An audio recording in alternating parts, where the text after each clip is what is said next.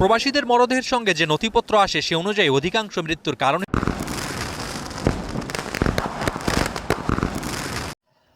Hello, আসসালামু আলাইকুম। সবাই কেমন আছেন? আশা করি ভালো আছেন।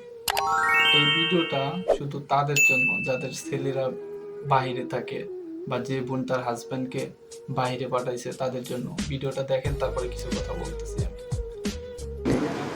কথায় বলে রাত যত গভীর হয় প্রভাত আসে তত নিকটে, কিন্তু রাতের গভীরতা বাড়লে বাড়ে মরদেহের সারি। বিশ্বের বিভিন্ন দেশে নানা কারণে মৃত্যুবরণ করা প্রবাসকর্মীদের মরদেহ হস্তান্তর চলে পুরোটা রাত জুড়ে।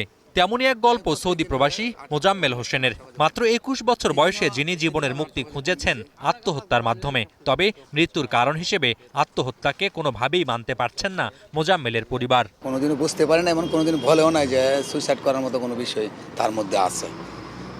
এখন পর্যন্ত আমি বিশ্বাস করতে পারতেছি না যে আমার ছেলে সুইসাইড করছে। মোবাইলটা মানি ব্যাগটা লাগে অনেক চেষ্টা করছি, তবে আমি পাইছি না। মানে আমার লাস্ট পর্যন্ত কয়ে দিয়েছে মরার, যে লোকে লাস্টটা মানে টিকিটটা কাটছে ওকে করছে, সে কইছে আমি থানাতে লয়া লাস্টের লোকে পাঠাই দিব। কই আইলো না তো। শুধু আমজাদ ফারুক কিংবা মোজাম্মেল নয়, গেল দেড় যুগে দেশের ৩টি আন্তর্জাতিক বিমানবন্দরে ৪৫,৩০১ জন প্রবাসীর মরদেহ এসেছে, যার মধ্যে ২৭,২৩১ জনের মরদেহ এসেছে শুধুমাত্র মধ্যপ্রাচ্যের ৬টি দেশ থেকে, যা মোট মৃত্যুর ৬৩%।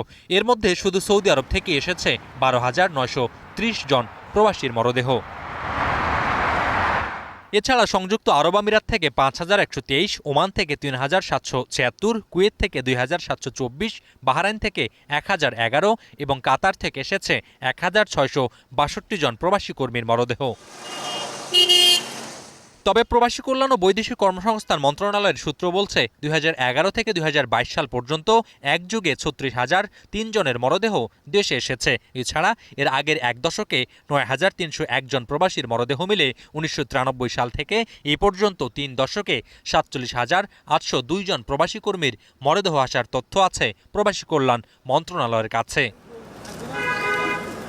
প্রবাসীদের মরদেহের সঙ্গে যে নথিপত্র আসে সে অনুযায়ী অধিকাংশ মৃত্যুর কারণ হিসেবে দায়ী করা হয় স্ট্রোক বা মস্তিষ্কে রক্তক্ষরণ, হৃদরোগ ও আত্মহত্যা। আশঙ্কাজনকভাবে বিপুল সংখ্যক প্রবাসী কর্মী কেন স্ট্রোকে মারা যাচ্ছে?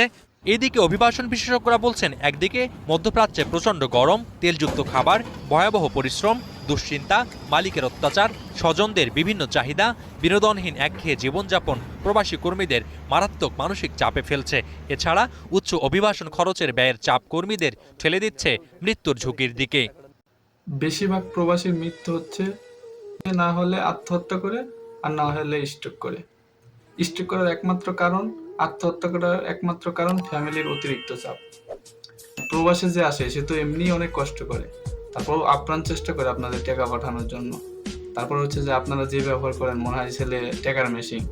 প্রবাসীর ফ্যামিলির কাছে আমার হাত জোর করে অনুরোধ, ছেলেকে প্লিজ প্রেশার দিন না। বর্তমান সৌদি আরবের অবস্থা এমনি খারাপ, হয়তো কফিল ভালো না, নাহলে আকামা পাচ্ছে না, নাহলে সাপ্লাই পড়তেছে। এজন্য এমনি তারা নানান টেনশনে থাকে, তাদের আর প্রেশার দিবেন না। আমার সবার কাছে হাত জোর করে অনুরোধ করবো, কেউ প্রেশার দিন না। ভালো থাকবেন, আল্লাহ হাফেজ। যারা আমার ইউটিউব চ্যানেলটা সাবস্ক্রাইব করেন নাই, প্লিজ সাবস্ক্রাইব করে দিবেন।